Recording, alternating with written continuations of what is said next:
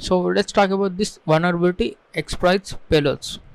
So vulnerability, the flaw or misconfiguration of a software is called vulnerability.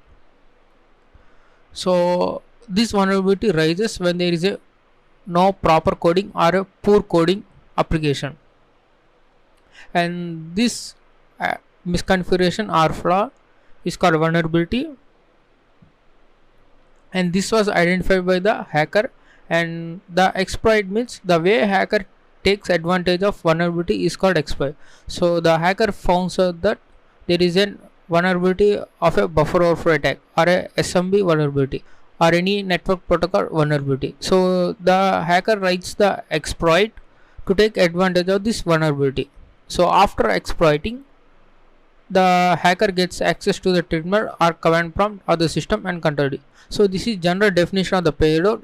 This is not an exact definition, but in general hacker gets a reverse shell or a command prompt of the system, and hacker controls that system using the terminal or command prompt. In general case, it is said as a payload. So let me compare these three to a real world scenario. Suppose think you are a thief and there is a bank and you need to rob that, right? Of course you will choose the night time because there will be no one, and you found that there is a door which is very weak, and you can just simply use some tools and you can take advantage of that weak door. That is called vulnerability.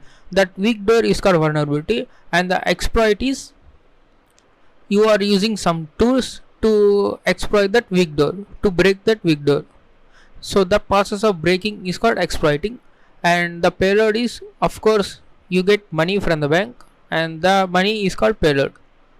So hacker gets access to terminal. In this case, our bank robber gets money from the bank. That is useful from the victim or an organization.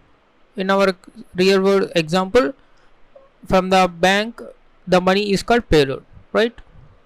Or you can simply say the bag which the robber carries is called a payload.